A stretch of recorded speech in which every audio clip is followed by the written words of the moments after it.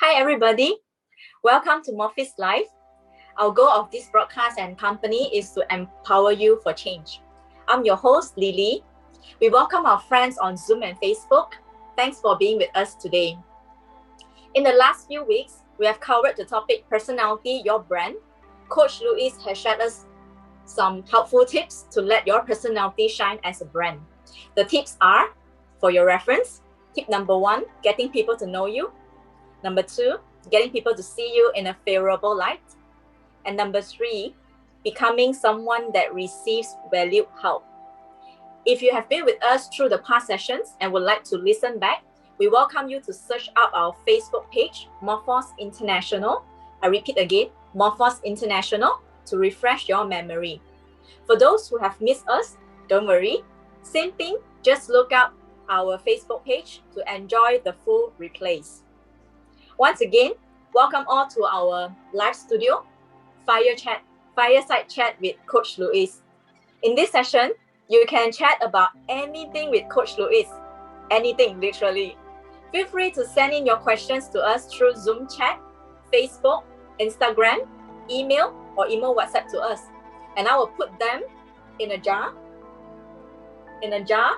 Okay? Picked it, and Louise, and I will ask Louise on your behalf. So the flow of today's Fireside Chat is, first, we will kick things off by getting to know Louise.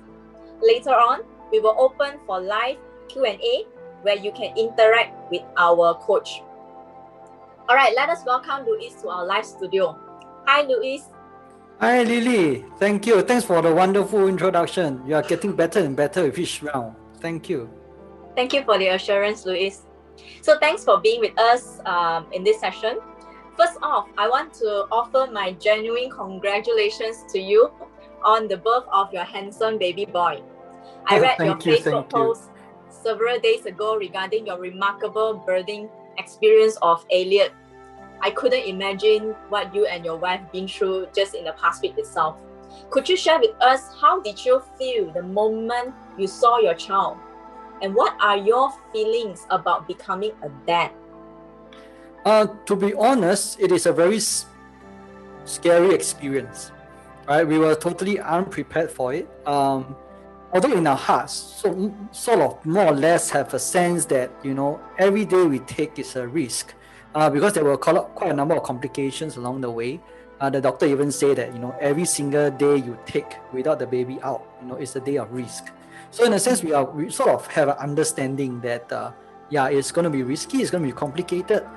Yet at the same time, we really wanted to try our best. And in essence, actually, he was not expected to be out until like a week later, on the 28th itself. But lo and behold, he chooses to come out on 21st. And the timing is also very interesting. It's at 2355. That means just 5 minutes shy of 22nd March. Wow. Yeah, and he's out. So it is quite an amazing journey, to be honest. I would like to give my heartfelt thanks to everyone who have prayed for us and prayed with us. Yeah, because of all the complications, it is definitely not easy. There were a lot of worries, concerns. Even the days that where I can only go to the ICU and see baby Elliot. It is definitely not easy, right? But I believe with the strength of our prayers, right, and we really did witness a miracle happen in baby Elliot's life. So it is really interesting to see how strong he is and what a fighter he is. So looking forward, to him growing up and be a very interesting man.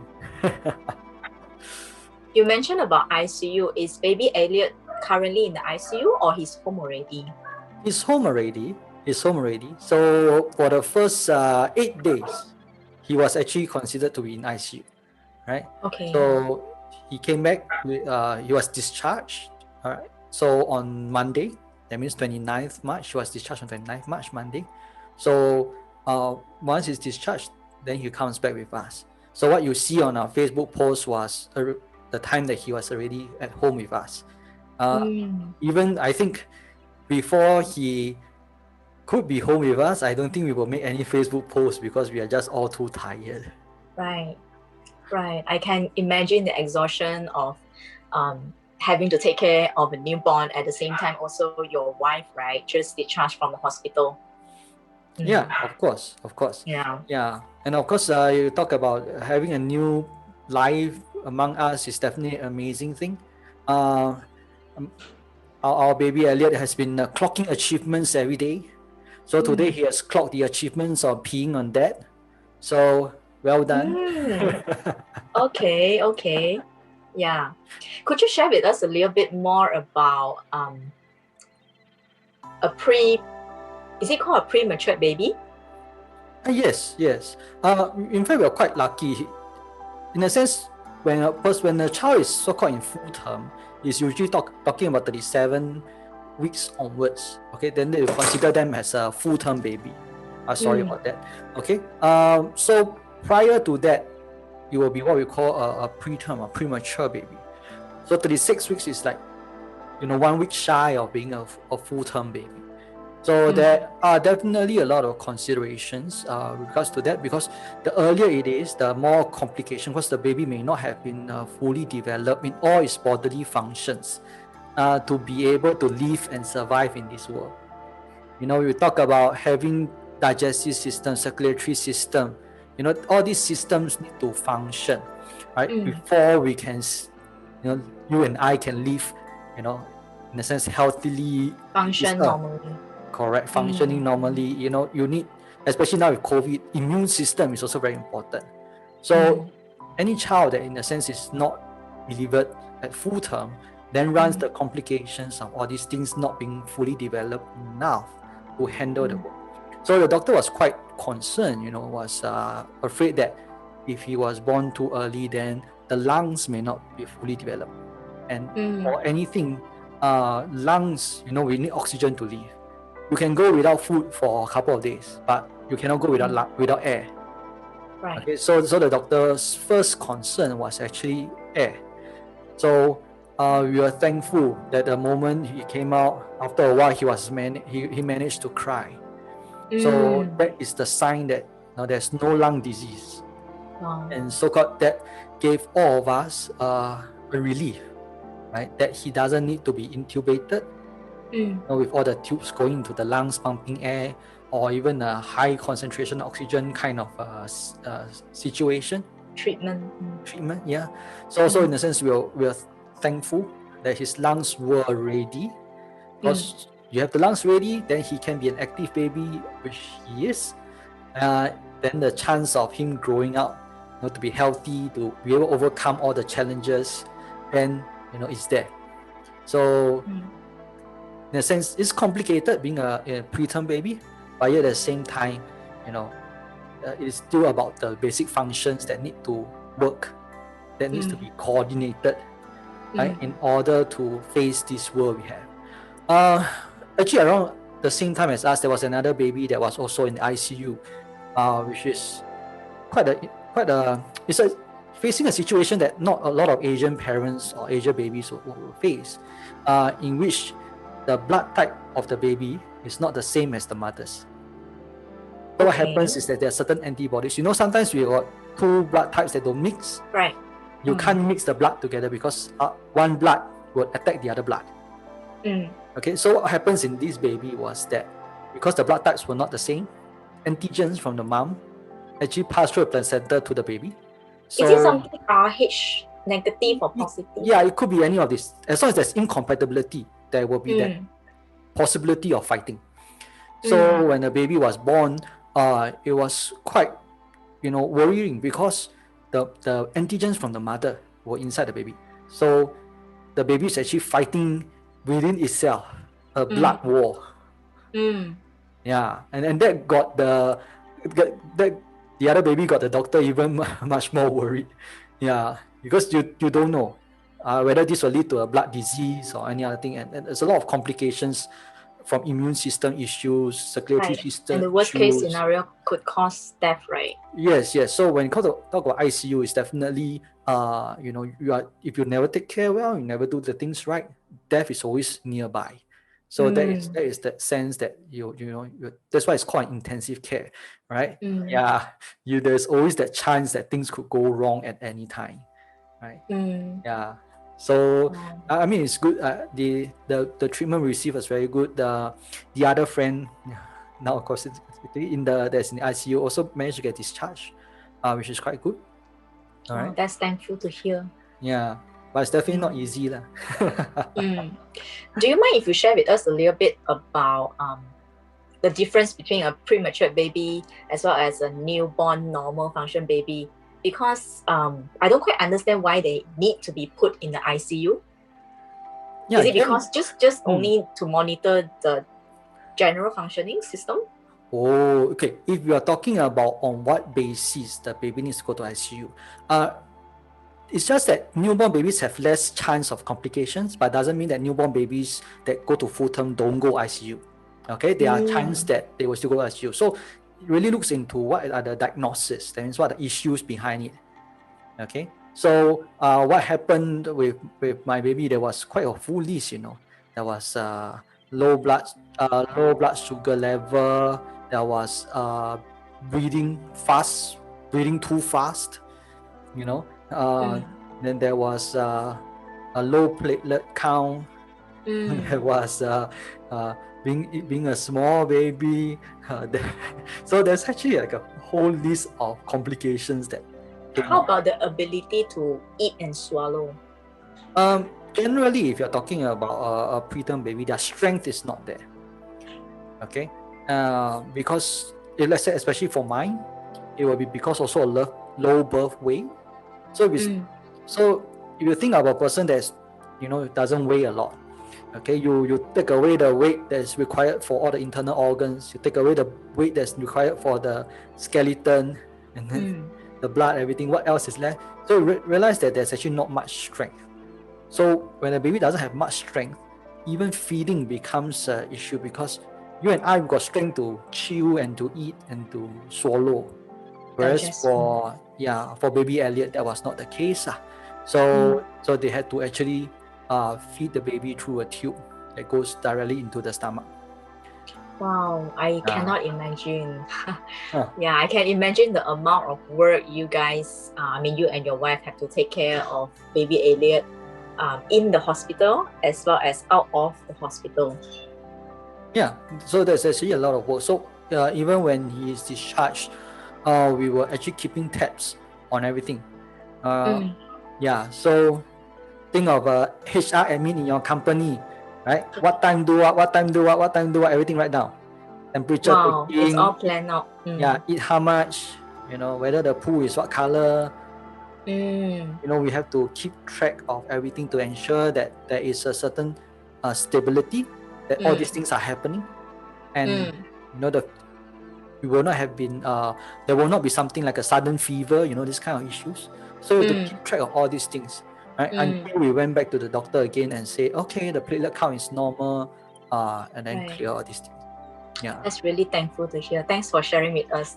I can imagine the uneasy feelings and anxiety you as the new parent to go through. When next time you become a mother, you might also have your own anxieties. But of course, I do hope it's a normal, everything is okay lah. I will definitely wish you all the best. Thanks, but glad that all is good now, Luis.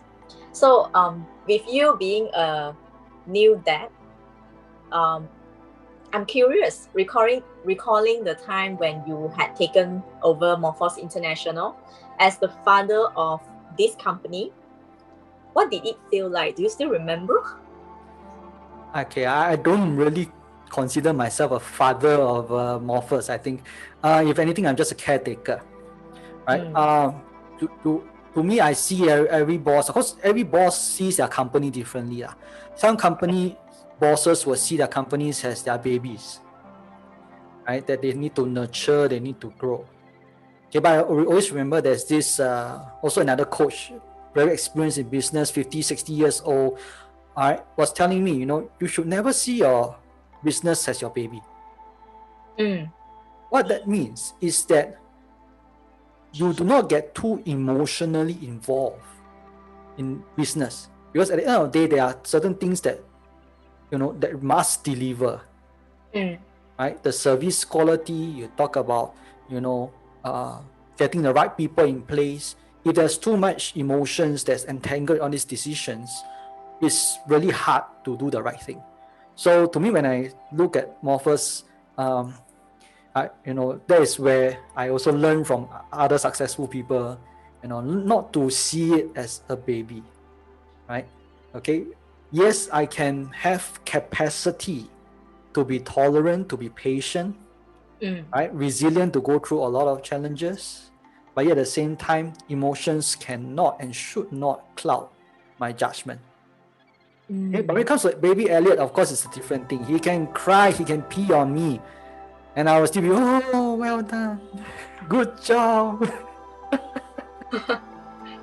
Wake me up at 3 a.m. It's okay, no problem. So baby is baby, right? Business is still business. So I think that is what to me will be different. Of course, there's still that patience. There's still, because it will be an extension of my brand. All right, we've gone through talking about brand, my personality. My personality, my brand is one that is patient, right? So I will not be overly anxious on people, on things, right, on decisions, right, things like that. Okay, so now ultimately it's still an extension, but I will not see this, or I've been taught not to see a company as a baby. I agree with you that you are a man with patience. With our journey together for the past 3 years, I remember several times where I did something wrong or I miss out doing something that are really important. I thought I could be blamed by you for not being responsible enough, or that I would feel a sense of lacking follow up on different things. Yet your response surprised me. You even told me that it's okay, we all make mistakes, it's okay, we can do better in the next time. So just little things like that, I believe these are what we call values that hold dear by leaders. Yeah, because oftentimes whenever I hang out with my friends, that would tell me things like, I have this really horrible supervisor where I just did a very slight mistake, yet I was being shouted in front of all my colleagues in a department with 20 people around. I felt so mocked by the words spoken by his or her leader. Indeed, I believe that patience is a quality that, in fact, all leaders should consider, or having to remember whenever they have people around. Let's just say bluntly, people skills are a must for every leader. All right. On that note, if anyone's here within the room wants to ask any question, you can just use the raise hand function. Today is unlike any other days. We are more casual, so you can just ask away. Just raise your hand. We'll invite you to unmute. All right. Okay. But yes, on that note, all leaders must have people skills. I think that is very important. All right. Any business leader that doesn't have people skill doesn't go very far. Okay, they do not go very far in their business. They do not build companies with a lasting impact. Right. So I guess that is where, to put it bluntly, is something that we all of us leaders should learn. Okay. But of course, that at the same time, I also, to talk about, in line with what have been shared previously, is also about the extension of your brand. If your personality is not one that is very patient, it's okay. All right. Okay, but we can learn skills how to mitigate that and how to use it only at the right time. Okay, I've known bosses that are very, for sake of a better word, exploitative. All right, and yeah, to them, ordering people, asking people to do things is not a difficult thing. All right, and blaming people also, putting all the blame on others rather than their own strategic misjudgment. Right. So, but there are people like that, and if it's something that resonates with the brand, at least they can find the inner peace within themselves and also learn the right skills to mitigate the potential pitfalls that will come with that. So, Louis, people often debate what makes a better leader, like between the no nonsense result focused type or the motivation people focus type. In your relationship journey as a leader or as a caretaker of a company, what are your perspectives on this? When it comes to leading any team or business, and when it comes to workplace, I believe both aspects are important. Okay, but of course, at different phase of the company's growth, you need to have a different emphasis.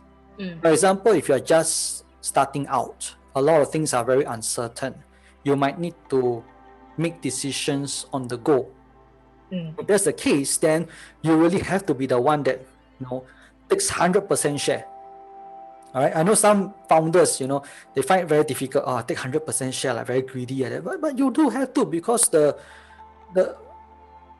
burden, the responsibility lies on you. So you have to then, take the full responsibility, make the decision, and make things happen. But let's say your company starts to grow, you start to scale up, you start to have more people that will join your cause.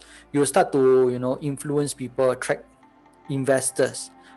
If you still take that kind of very hard-nosed approach, then you will find that, it alienates people, it chases people away. It doesn't attract the best of best talents to be with you. So that's where the people aspect also becomes very important. Yeah, and it's in a sense like what I shared last week, also talking about how to have people to help you. So having the right help, you realize that these people, you cannot be hard-nosed upon them, right? You really have to be, in a sense, charm the right people to come and help you. Yeah. So from what I understood in your answers, so leadership, it's like most things in life, requires a balance. Yeah, leaders who can focus equally on results and people, motivate people to be their best without losing sight of the bigger picture. Yeah, it's so important to have a balance between what we call the result focus as well as the people focus.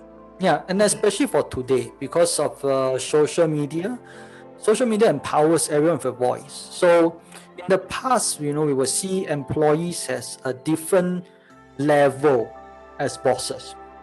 But in today's world, behind every employee, right, it is a consulting team. It is a legal team. So if you do not understand that, and you start to treat people not the right way, you end up having a lot of what we call IR cases, industrial relations cases, because they know the law, they know the rights, right? People know, where the boundaries are. Talking about sexual harassment in the workplace, the boundaries are very clear.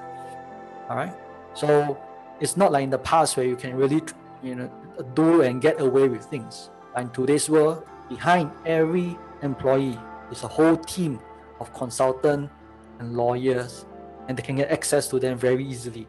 So that's where leaders will have to see that, understand the realities. It's not just about, results, but also about people too. And to be also add another layer of understanding to that, for companies that put people at the forefront, who really know how to respect and treat people right, their performance as an organization also improves. They will outperform their peers, right? From what I read recently, it's as much as 30 to 40% of outperformance. Okay, so think of it. In today's, if you look at the stock market today, how do we value companies? Right? We do not value companies by how much land they own, what factory, what is your inventory size, right? Not anymore. Maybe in their assets. Yeah, maybe in the early 1900s, yeah, you look at those kind of things. How big a factory, you have the tangible assets, right? But you look at companies today, we are looking at intangible assets. So what drives intangible assets? What drives the value of intangible assets? Or rather, is who drives the value of intangible assets? So if you talk about intangible assets, then it is really about, right, the people of the company that drives this value. So the creativity, the intellectual property that they hold, the know-how, whether it's tested or not, the kind of intellectual property they hold actually forms the basis of the value of a company. Yeah. So Once people understand that and they build on that, then that is where they are building a business that has much more value, maybe 10 times, 20 times, 30 times earning, right? And this 30, 20 times earning is not based on how big a land you have, but how talented the people you have, right? So I think that is the core differentiator that will be very important, in the future. Yeah. Speaking about value, I am curious to ask, with you being a leader, what drives you and how does that connect to your passions? Because that will also affect the way you lead the company in certain directions, as well as the people with you. Yeah. So every business leader come into business for different purposes. Okay, I have to say that right at the front, because some people might think that I might be too much of a visionary, not down to earth enough. So I have to say that out at the front first. Okay, different people come into business for different purposes, and all purpose, which I respect them. Okay, because there are some people who come to business just to make a better living. It is okay. I truly respect for their family, for their livelihood. I respect that too. Okay, so don't take my word as everybody needs to have the same kind of vision, please don't. All right. Okay, for me, I'm a bit more idealistic in this sense, because when we talk about Morphos International, why it is being set out, it started out without a business plan. It started out without startup capital.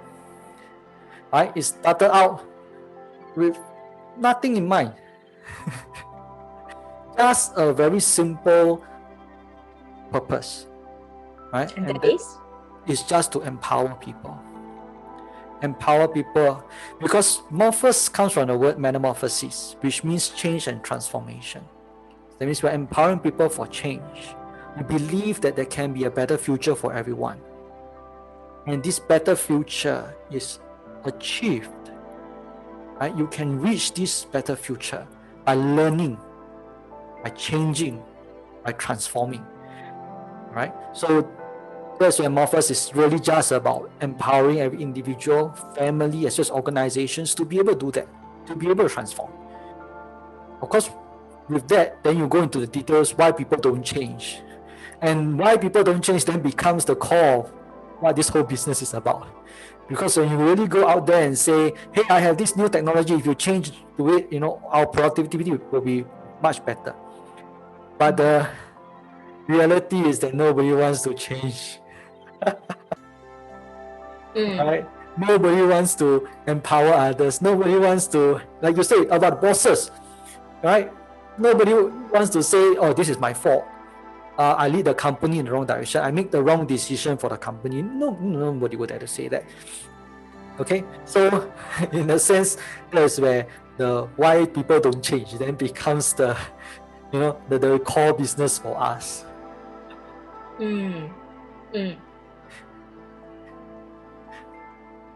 Okay, I see a question in the chat here talking about how to improve empowerment skills. Okay, this is actually a very valid question. If you share the same ideals as me, okay, then you must understand empowerment is actually a few phases. Empowerment doesn't come with say, nah, this is a job for you, you go and do it. Okay, if that's the case all the time, Lily will break down and burn out already. At the same time, I think I pushed her to break down a few times. But anyway, yeah, to talk about empowerment, firstly, as leaders, we need to learn how to build a foundation of trust first. Okay, I think that's something that is very important, a foundation of trust. Because at the workplace, when you want to empower a subordinate, if there's no trust, mutual trust, okay, not just you trust that person also must also trust you. Okay, so what does trust mean? Trust means that you do not hold any ill intent. Okay, that means when I want to, let's say, give a stretch assignment to Lily to do, okay, it is not because I want her to look bad. Okay, there needs to be, you need to make sure there's no ill intent. Okay, and also trust is also built on what I call it a promise. okay, a promise of performance. That means what we call, in simpler terms, capability, right? There is some capability to be able to deliver on that. Okay, so first you must have a foundation of trust. Okay, so I give a stretch task to Lily. I trust, and she trusts that I am not trying to play her out. I also can see that there's a potential, right, for her to execute certain tasks. Okay, after that, she also see that I'm able to support her through this whole journey. So there's trust. So once you have trust established, next thing is enabling.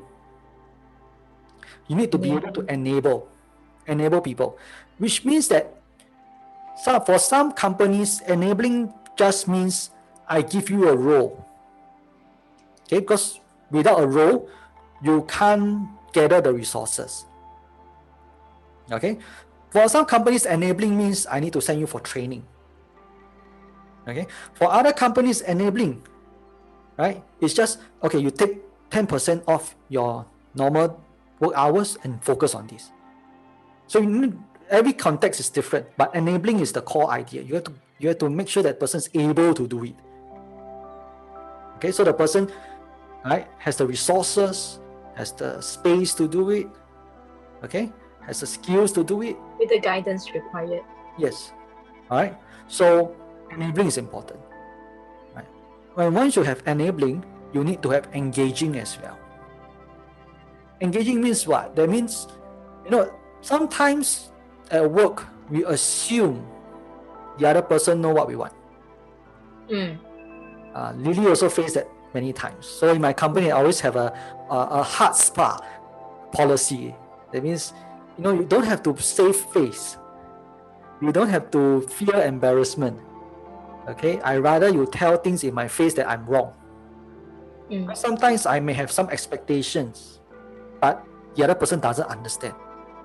After asking, also don't know what to do. So the engagement is very important. Right? So the engagement will help to clarify expectation. The engagement will say, I'm here with you, I'm here for you. All right, and then we talk things through, how to get things done. So when you have the foundation of trust, you enable, you engage, all this together, that's then it's really called empower.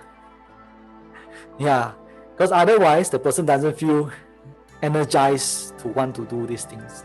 Right? So, but once you have all this, you realize that empowerment comes naturally.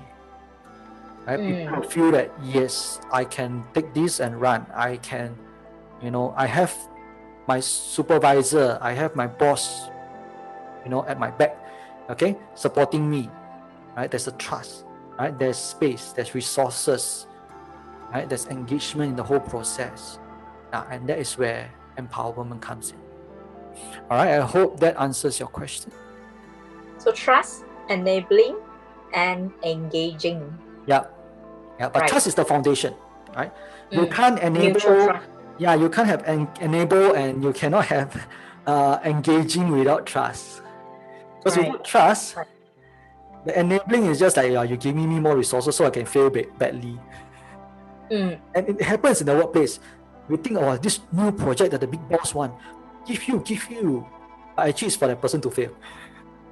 And then after that, spectacularly fail means it's time for you to get out of the company. Then I can take a position. There are things like this in the workplace. So trust is the foundation. After that, then you build enabling and engaging on top of it. Louis, a participant, is asking, so what advice would you give to a new entrepreneur? We know that starting a new business requires us to have dream, courage, patience, as well as the basic resources such as money, people. Based on your experience, what do you think is the most important? That's a very good question. Again, I have to put a disclaimer. For everybody, it's different. Yeah, you have to find where your passion is and why you want to go into business. Okay, it's different. If it's just for your family, better livelihood, you want to create a future for yourself, it's perfectly okay. All right, because different personality, they look at it differently.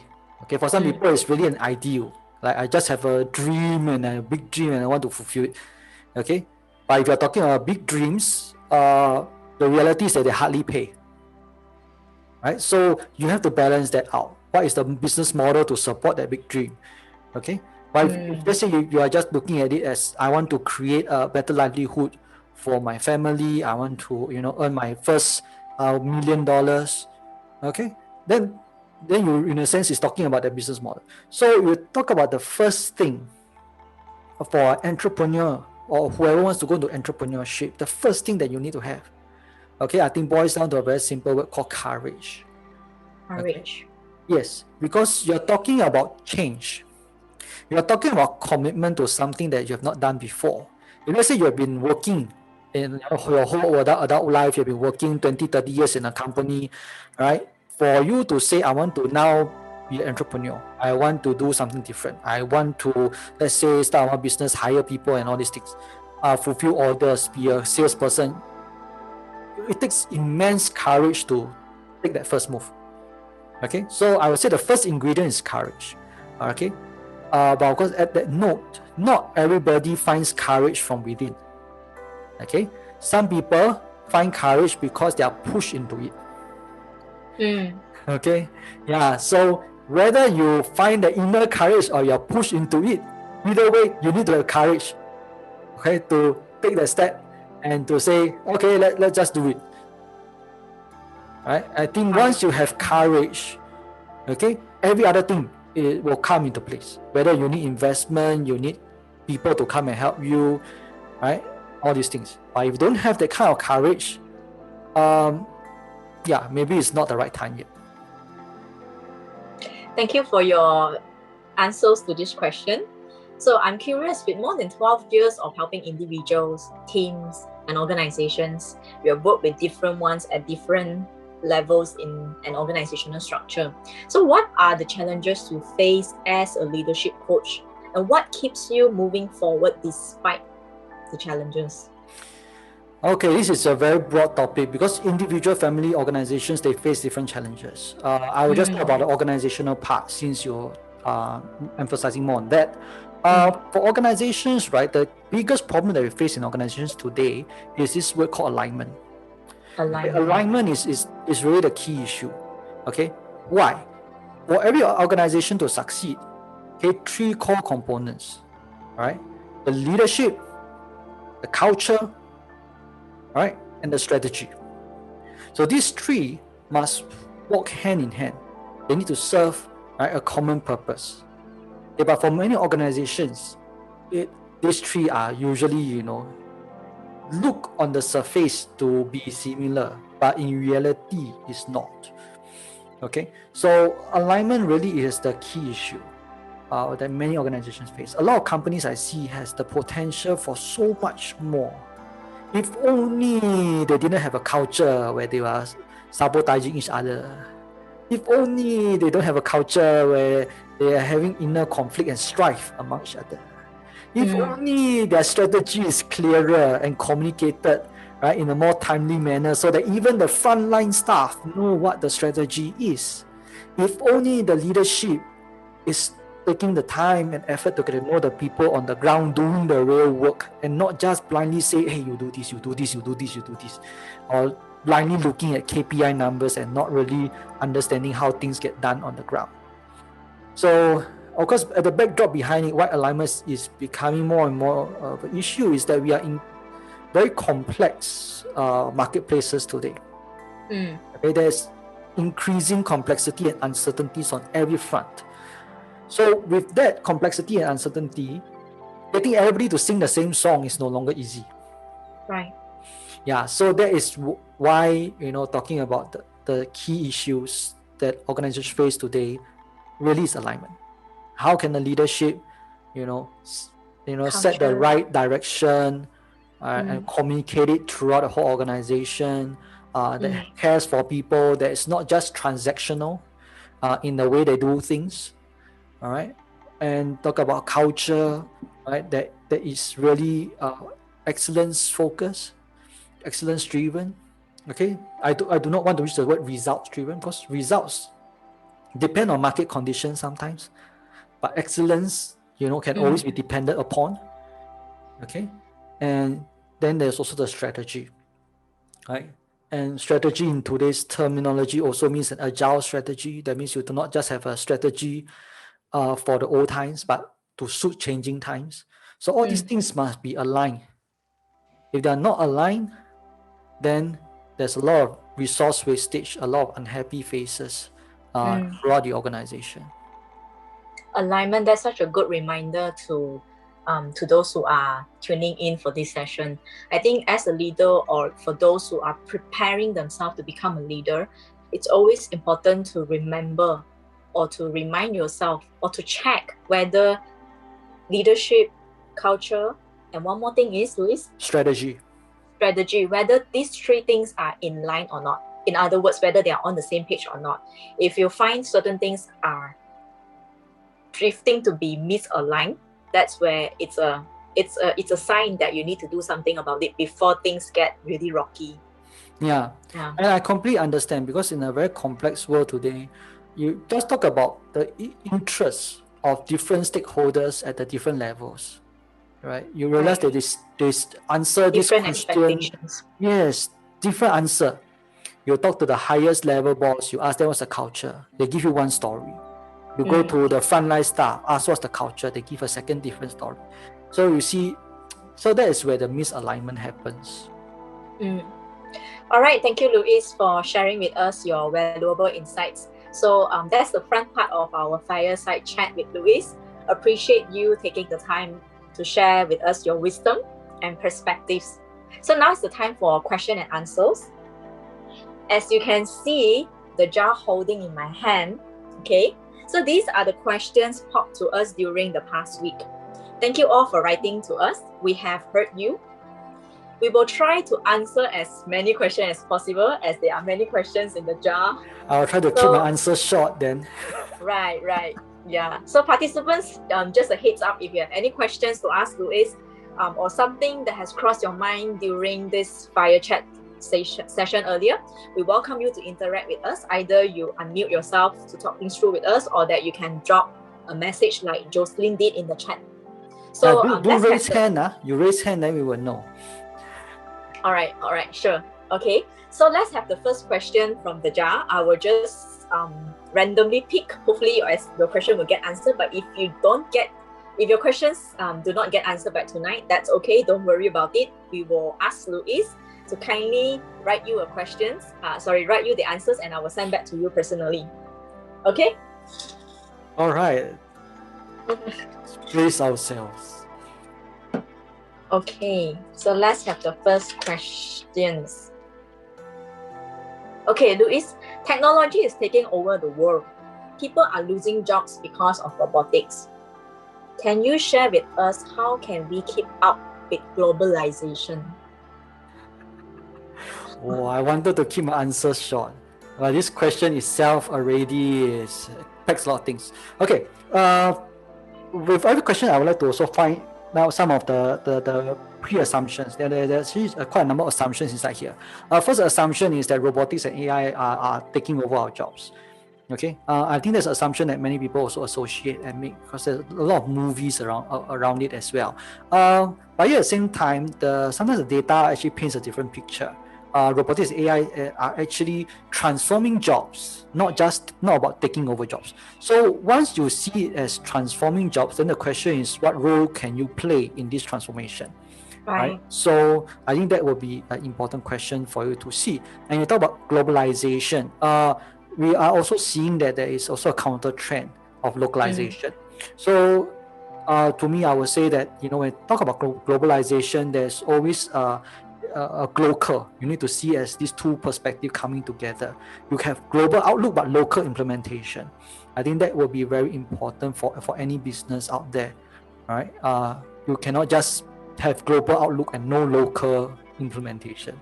So once you marry the two together, there's always opportunity there. Right.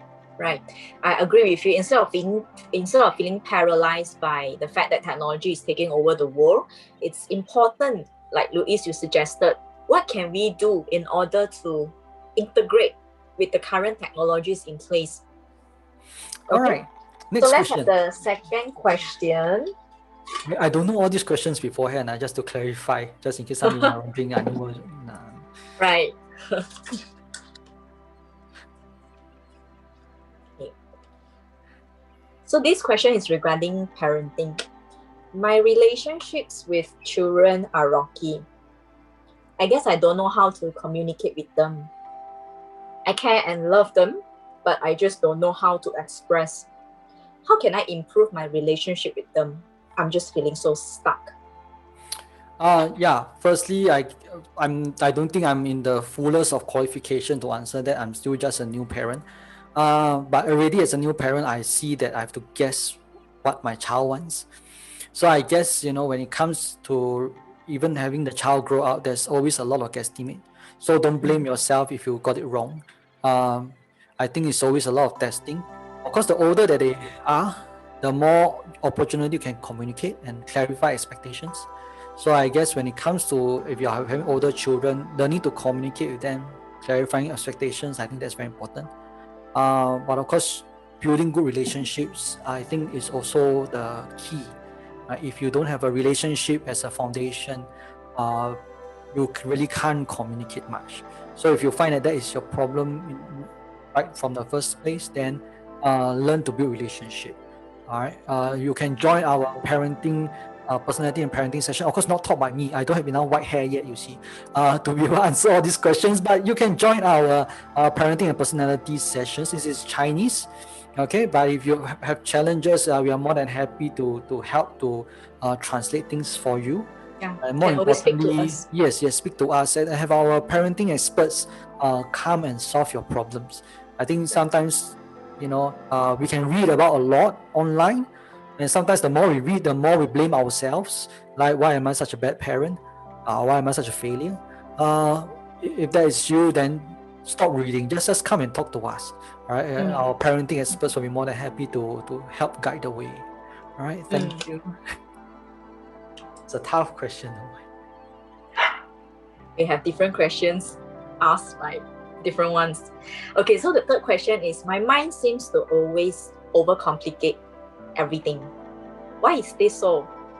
How can I change my way of thinking? If by some people by their personality, then is that by their nature, nurture, who you are inside, you will complicate things, right? So if you are a person that tends to complicate things, I always use this analogy. Your thinking is like a tree, right? One idea can branch out into many, many different ideas and ultimately becomes a whole rainforest tree. Okay, so in that kind of situation, you really have to ask yourself, what do you really want and what is your priority, and on what standards or basis do you cut them down? It's just like in front of you, your decisions and your thoughts are like a chessboard. Not every piece has the same value. Not every move has the same outcome. So you really have to start to have a certain way, a standard, a way of measurement to say, okay, these are futile thoughts and I should just put them aside. So learn to trim the branches. And the more you practice, the more you become good at it. Okay? Right? But because if it's your personality, do not deny it. I think always start with first appreciating that you have such a skill, ability to handle all these thoughts that other people don't have. After appreciating, then you can start to learn how to trim the branches. All right? Okay. Yeah. Thanks for that tree branches illustration. I think for this friend also, it's if you have not done PICS before, I encourage you to get in touch with us. I believe PICS will help you to go through a series of learning about yourself. Okay, so Louis, the next question is quite similar to the previous question. This is regarding emotions. I get irritated easily whenever things don't go my way. I get so frustrated and hold up. How can I manage my anger better? Very good. For anybody with anger management challenges, just learn to say stop to yourself. Okay, when you find that your temperature is rising, your heart rate is beating faster and faster, you start to have sweaty palms and you start to breathe very fast, just tell yourself STOP, stop. Stop. Then you can start to do a deep breathing countdown 10, 9, 8, 7, 6, 5, 4, 3, 2, 1, breathe out. What Then if once you after do stopping, that, then the thoughts come back again? Or then the you do it again. You do it again so that your heart rate cools down a bit. Because usually there aren't many situations that require aggressive response from the start. Even if someone's car knocked your car, you don't need aggression from the first response. Right or not? Yeah, there's very few situations that requires aggression. So especially in today's civilized world, but of course, if you do face certain challenges where aggression is the most apt response, then of course so be it. But for most situations in our urban society, you don't need aggression. So learning to tell yourself stop, calm down will help you to think clearly. If it comes back again, tell yourself to stop again. Do it again until your heart rate goes down a bit, your breathing slow down a bit. Okay, you start to think more clearly. Then you start to okay, what do I really want out of this? Then I think move on from there will be the best. Thank you. So the next question is, retaining key employees is critical to long-term success of business. But oftentimes we find great employees just leaving the company. How to retain great employees? Very good question. Because today's world is very interconnected. So to be honest, if you are just really looking to retain great employees, you find that it's very difficult because there is always a better offer elsewhere. To be honest, nobody is sticking to you. If let's say your only way is salary, I'm sorry, there are other people out there that is willing to pay more. Okay, so if let's say it's purely transactional in the way you deal with people, then you find that will be very difficult. So if you want to retain great employees, I always ask whether are you a great employer in the first place, right? Do you really have the personalized attention to this high potential person, right? Do you know whether they are married, not married? Do you know whether they have children? Do you celebrate their birthdays? All of those things. Okay, all right. If you find that you're not a great employer in the first place, you can't even take care of the people well, then I think it will be very challenging to do so lah. Okay, but of course, if you're already a great employer, okay, then instead of talking about retention, it's also about attracting. Okay, because like attract like. Okay, what that means, if you are competent in a certain field or industry, you'll find that you will attract people who are also competent in the field industry to come and join you. Yes, like-minded people. So instead of talking about just retaining, because sometimes in this world, there's only so much we can do to retain.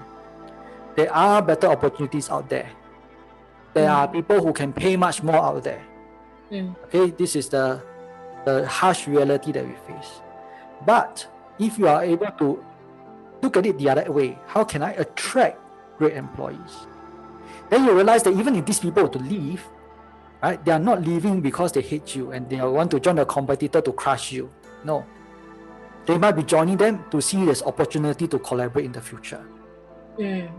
So once you have that perspective, you realize that the twist, yes, you are not looking at retention as the beyond and end all purpose. Or rather, sometimes it might be really better for you to let go and let them fly. You may not be the best employer for them anymore. Right? So I think we have to face that reality and continue to build on attracting the right people, attracting the best people. And that means being very competent in your field. That means being remarkable.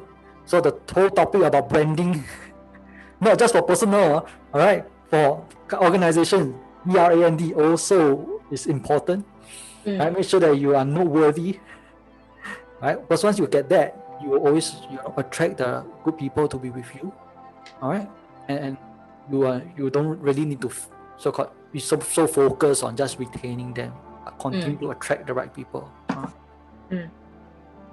Yeah. Are you finishing the jar? Soon. Okay. Not yet. Okay. So next question also organizational related. How to cultivate growth mindset in my team and company? Growth mindset.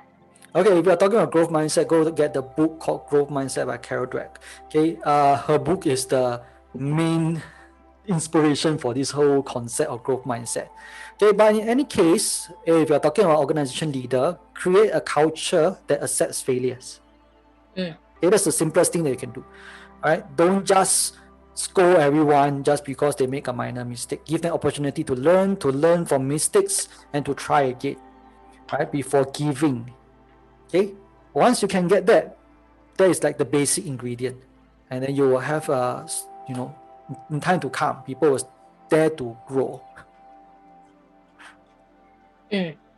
Okay, sure. Thank you. So why, okay, this question a bit deep. Why does rejection hurt so bad? How to handle rejection, especially so the rejection I felt has to do with another person. uh, I think what this person saying this is is that not just a one-sided. Yeah, I think deep or not depends on how I answer the question. Okay, from the psychological point of view, we actually focus more on negative emotions more than positive. Generally, it's like that. We remember bad things more. That's why when it comes to things like rejection, it hurts deeply because we actually consider this more hurtful. All right, okay, and we remember it more deeply. Okay, The feelings. yeah, the feelings associated with it. So from a psychological standpoint, if you feel bad because you're rejected, it is okay. Okay, you have to tell yourself it is okay to feel that way, because we always remember negative things up to 2 times more than positive ones. Okay, but it is also important to see that you do not let these negative feelings define you. Okay, they do And not take control define of you. your. Yes, correct. Let's say you're talking about salesperson. The first person that reject you doesn't mean the second person will reject you. All right, even in friendship as well, the first person that reject you doesn't mean the second person will reject you.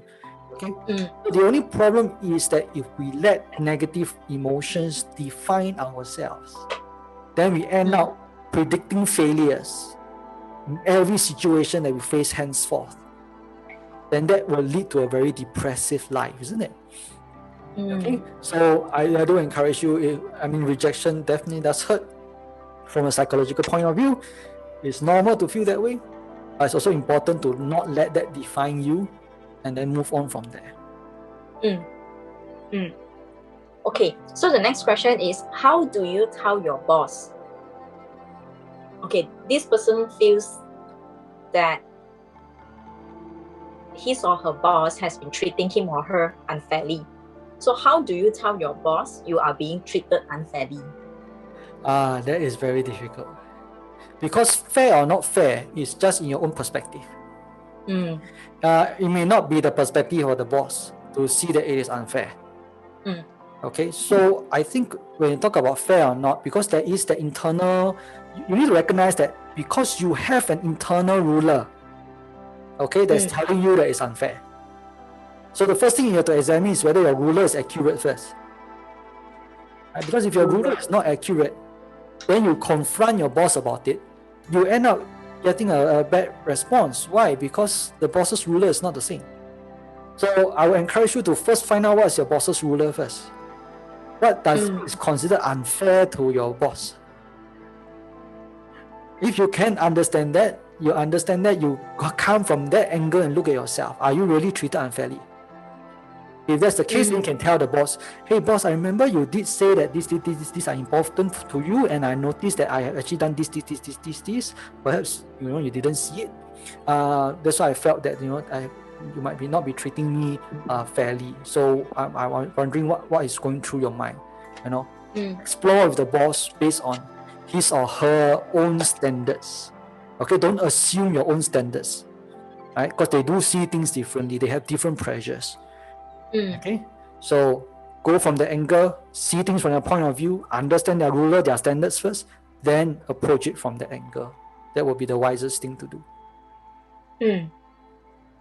Okay, a few more to go. Okay.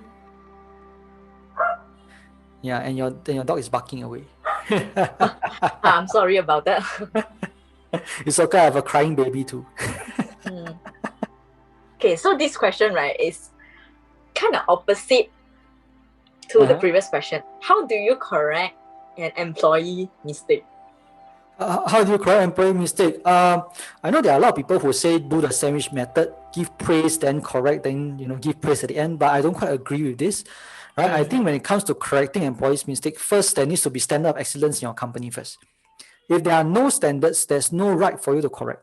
Because the person also don't know what is good or bad. Nothing to fall back on. Nothing to fall back on, what? Right? So the first thing as a team, you need to set where the standards are. Okay, and once the standards are set, then you are correcting based on the standards. Right? And it can be a simple question. Okay, of first you ask the employee, based on these standards that we have, how would you rate your performance 1 to 10? And the person say, okay, maybe around 7. Then you just come back and ask, so where did the 3 points go? That means where is the gap? And then once you clarify where is the gap, then the next question is how are you going to close the gap?